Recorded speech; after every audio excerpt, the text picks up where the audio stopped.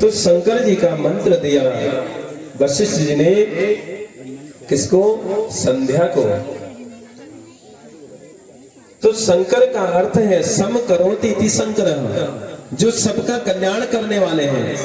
तो भगवान शिव के अनेक नाम हैं, सत्यम शिवम सुंदरम, जो सत्य है। तो इस प्रकार संध्या को यह मंत्र दिया वशिष्ठ जी ने, और वहां से अंतर्ध्यान हो गए, वहां से चले गए। तो हजारों वर्षों तक इस मंत्र का जाप किया संध्या ने, और भगवान प्रकट हुए हैं। बोले शंकर भगवान की जय हो। तो भोलेनाथ को सामने देखा तो इस देवी ने, तो संध्या ने दिव्य श्लोकों में सुंदर स्तुति करी है। ये वही स्तुति है गोस्वामी तुलसीदास जी ने अरण्य कांड में रुद्राष्टक के नाम से इसे लिख दिया, जो आप रोज सुबह यहाँ पर स्तुति करते हैं। तो ये रुद्राष्टक ब्रह्मा की बेटी संध्या के मुख से यह रुद्राष्टक जो है निकला है, और भगवान की स्तुति ने इसने रुद्राष्टक से भगवान की स्तुति करी है। नमामि समीशान निर्वाण रूपम विभुम व्यापकम ब्रह्म वेद स्वरूपम निजम निर्गुणम निर्विकल्पम निरेहम चिदाकाशमाकाशवासं भजेहं निराकारं मूलं तुरीयं गिराज्ञान अनालं महाकाल कालं कृपालं गुणागार संसार बोल शंकर भगवान की जय हो। तो यह रुद्राष्टक जो है शुद्ध करने की आवश्यकता नहीं, फिर सब कुछ शुद्ध है। तन की शुद्धि कैसे होती है यह भी बताया। तन काहे से शुद्ध होगा? तन जो है गंगा नहाने से शुद्ध नहीं होता, और तन की शुद्धि हरिद्वार जाने से नहीं, वृंदावन जाने से नहीं। तन की शुद्धि जो है कथा में बैठने से भी नहीं होती, तन की शुद्धि सेवा करने से होती है। सेवा से तन की शुद्धि लिखा है, और मन की शुद्धि कथा सुनने से होती है, और तीर्थों में वास करने से, और धन की शुद्धि दान करने से। तन की शुद्धि सेवा करने से, और मन की शुद्धि कथा सुनने से, और धन की शुद्धि जो है दान करने से होती है। तन पवित्र सेवा किए, धन पवित्र किए दान, और मन पवित्र हरि भजन सो होई त्रिविध कल्याण। भूत भविष्य में उस प्राणी का कल्याण ही कल्याण है जिसने अपने तीन चीजों को पवित्र कर लिया है। यत्वाकारं शुद्ध रूपम मनोज्ञम रत्नाकल्पम स्वच्छ कर्पूर गौरम भगवान शिव की शरण में जो रहते हैं, भगवान का स्वरूप कैसा है? कर्पूर गौरम करुणावतारम संसार सारम भुजगेंद्रहारम सदा वसंतम हृदयारविंदे भवं भवानी सहितं नमामि। तो भगवान का बदन ही कर्पूर जैसा है। जो भगवान की कृपा से, जो भगवान की सेवा में लग जाते हैं, उनका तन जो है पवित्र हो जाता है और सुंदर हो जाता है। फिर कोई भी क्रीम लाने की आवश्यकता नहीं। भगवान शिव की सेवा करो, बिल्कुल कर्पूर जैसा तन हो जाएगा।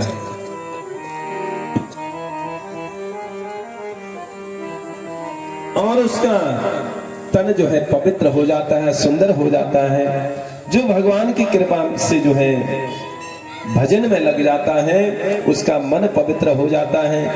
और जो इनकी दौलत को गरीबों की सेवा में लगा देता है, उनका धन पवित्र हो जाता है।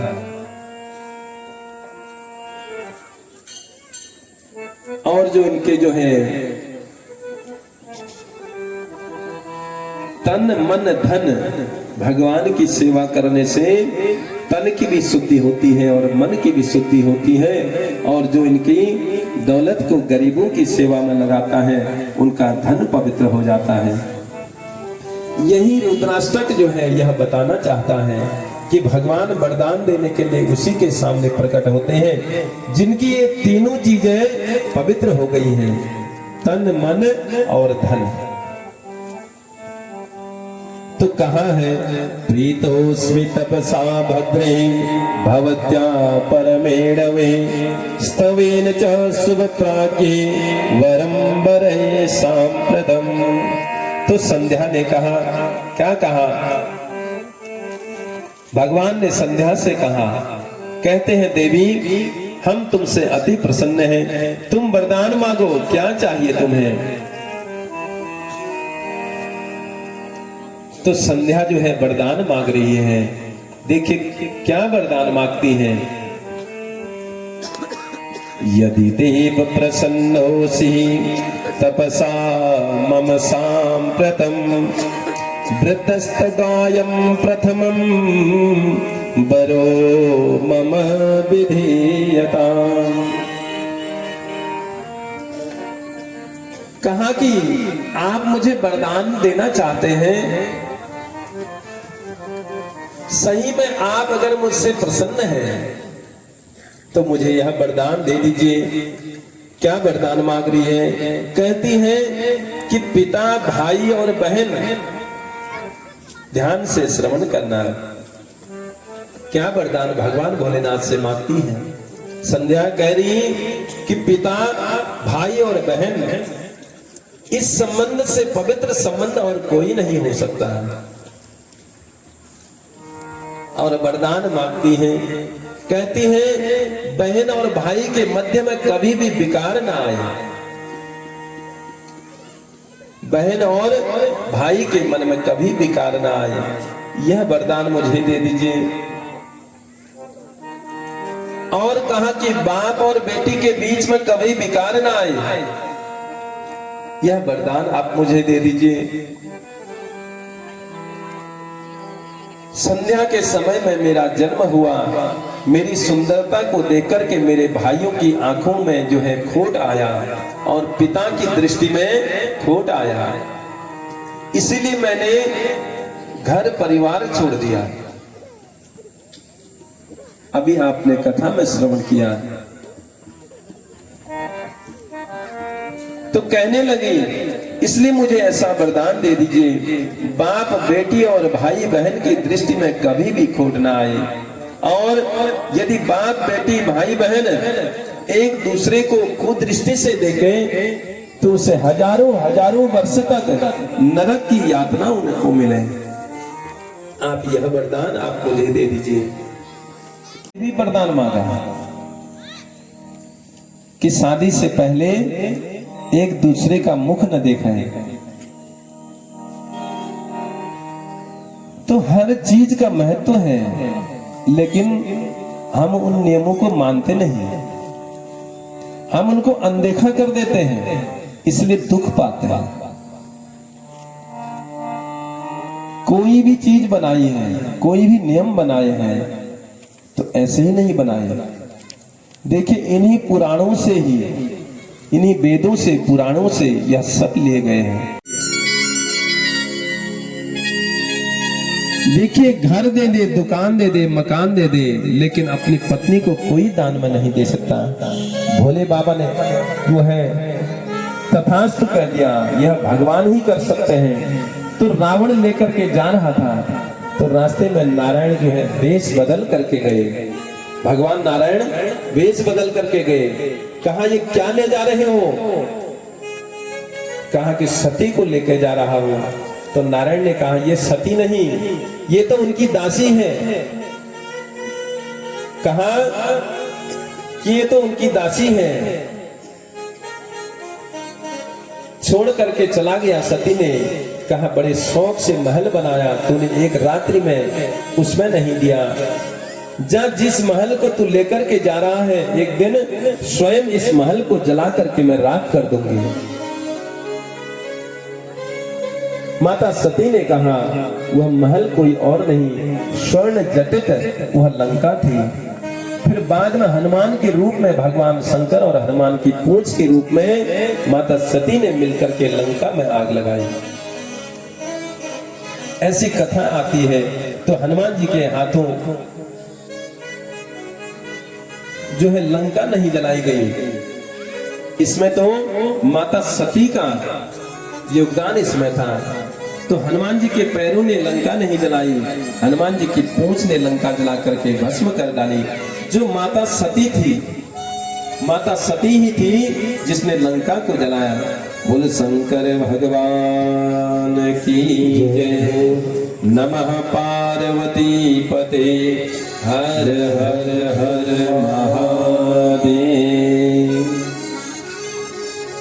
तो इस प्रकार से जो है माता सती और भगवान शंकर का विवाह हुआ और भगवान भोलेनाथ कैलाशाधिपति बने और माता सती के साथ जो है कैलाश में रहने लगे। तो एक दिन की बात है, लीला विशानंद शंकर जी जो है सती के साथ जो है नंदी पर बैठ करके त्रिभुवन में विचरण करने लगे। एकस्मिन् समये रुद्रः सत्या त्रिभुवने भवः वृषमारूह्य पर्याट दृशां लीला विशारदः। तो इतने में क्या हुआ, त्रेता की बात थी। भगवान राम का वनवास हुआ और रावण द्वारा जो है सीता का हरण हुआ।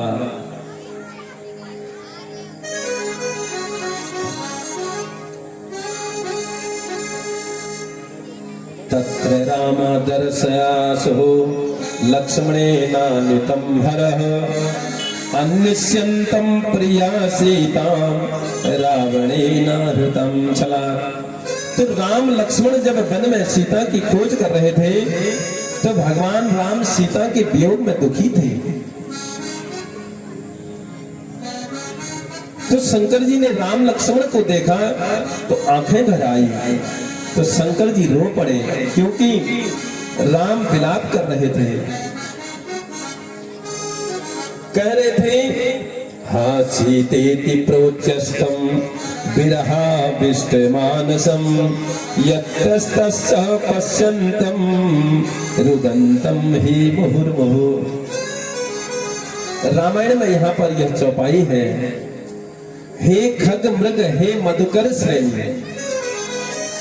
तुम देखी सीता मृगनयनी। तो यह शिव पुराण में यह श्लोक है। हाँ सीतेति प्रोचस्थम विरहादिष्टमानसम यतस्तस्य पश्यन्तं रुदन्तं हि मुहुर्मुहुः। भगवान राम पशु पक्षियों से, घोड़ों से पूछ रहे हैं, तुमने मेरी सीता को कहीं देखा? रुदन कर रहे हैं। तो भगवान शिव ने देखा भगवान राम को रोते हुए, तो मन ही मन अपने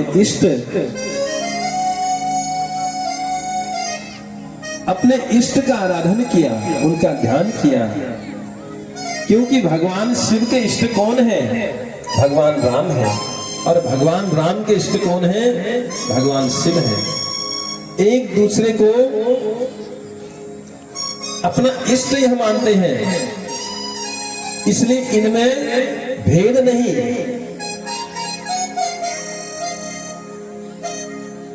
इन दोनों में जो भेद मानता है,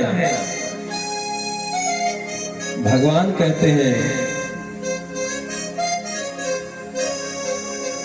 कि उसका सब कुछ छीन जाता है।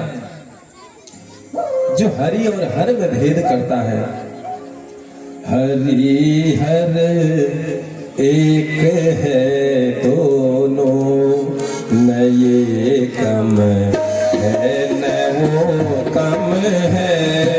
हरि हर एक है दोनों, न ये कम है न वो कम है। हरि हर एक है दोनों, न ये कम है न वो कम है। हरि हर एक है दोनों, न ये कम है न वो कम है। ये रहते हैं हिमालय में, वो रहते क्षीर सागर में।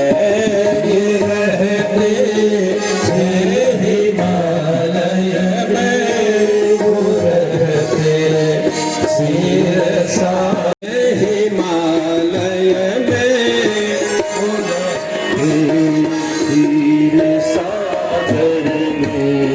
ससुर घर रहते हैं, न ये कम है न वो कम। ससुर घर दोनों रहते हैं, न ये कम है न वो कम है। हरि हर एक है दोनों, न ये कम है न वो कम है। हरि हर एक है दोनों, न ये कम है न वो कम है। जय हो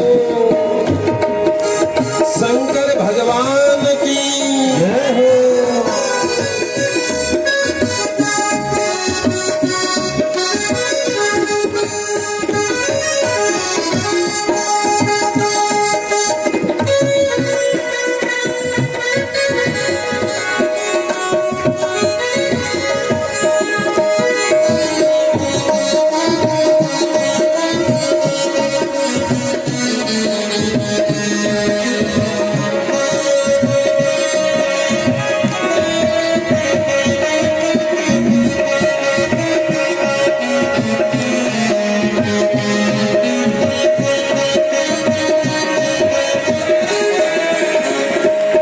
ये पीते भांग का प्याला, वो पीते रस का प्याला। ये पीते भांग का प्याला, वो पीते रस का प्याला।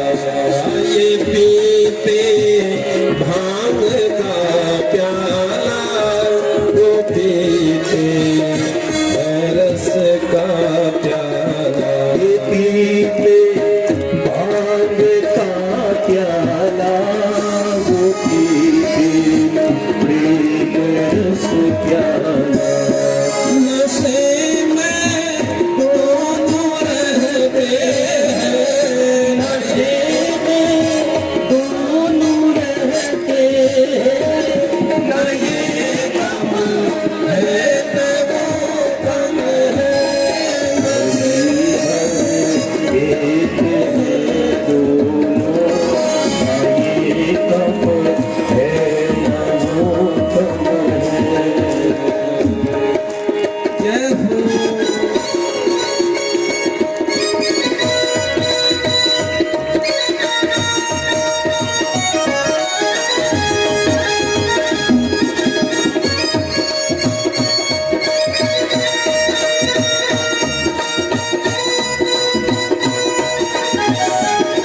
हरि बोल, जय हो।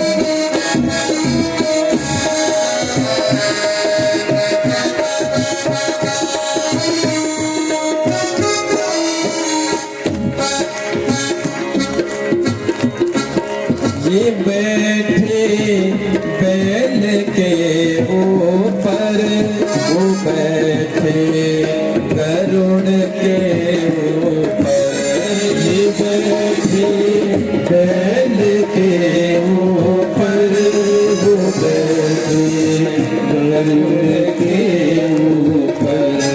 ये बैठे बैल के ऊपर, वो बैठे गरुड़ के ऊपर, ये बैठे बैल के ऊपर, वो बैठे गरुड़ के ऊपर। दोनों ही दीन रक्षक है, न ये कम है न वो कम है, दोनों ही दीन रक्षक है, न ये कम है न वो कम है। हरि हर एक है दोनों, न ये कम है न वो कम है। हरि हर एक है दोनों, न ये कम है न वो कम है। कीर्तन कीजिए, किसी प्रकार का भी, किसी भी प्रकार से इनका कल्याण अब होने वाला नहीं। सो सती जी चली गई, शिव जी एक विशाल बड़ वृक्ष के नीचे बैठ कर के भजन करने लगे। कई लोगों ने प्रश्न किया कि शिव जी ने सती जी को अकेले नहीं भेजना था। क्या कहा? जब भगवान शिव सम्मुख थे तो अकेले नहीं भेजना चाहिए था। देखिए, शिव जी विश्वास में है और सती मैया संशय में है। विश्वास और संशय एक साथ नहीं रख सकते। हम विश्वास भी करें और संशय भी करें, ये हो सकता है क्या? नहीं हो सकता है। इसलिए शंकर जी बैठ गए कि जाओ, पहले आप विश्वास में आ जाओ। तो सती मैया गई है। कैसे? सीता जी का रूप बना करके गई है कि यदि भगवान होंगे तो समझ जाएंगे कि सीता यह नहीं है, और मनुष्य होंगे तो सीता सीता कह करके मेरे पास चले आए।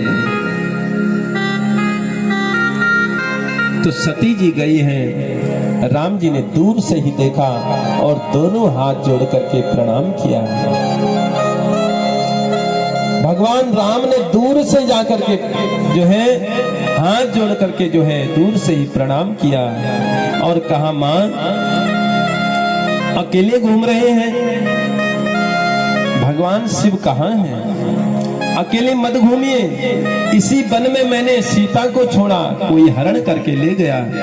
आप भी अकेले घूम रहे हैं, जाइए शिव जी के पास जाइए, नहीं तो कोई हरण करके ले जाएगा। भगवान राम मां सती से कहने लगे। तो जैसे ही सती मां ने सुना तो आश्चर्यचकित रह गई, कांपने लगी। इतना बड़ा ज्ञान। मैंने शिव जी की बात पर विश्वास नहीं किया। वापस गई शिव जी के पास तो शिव जी मुस्कुराए। तो शिव जी को इस बात पर हंसी आई। देखो, दुनिया मुझे त्रिभुवन गुरु कहती है और मैं समझाता रहा, सती नहीं समझी। इस बात पर जो है बाबा को हंसी आई और बाबा कहते हैं, गई समीप महेश तब हंसी पूछी कुशलाई। शिवजी ने पहले कुशलता पूछी। क्या कुशलता पूछी? कहा कि कहो कुशल से तो हो। देखो, कुशलता किसकी पूछी जाती है?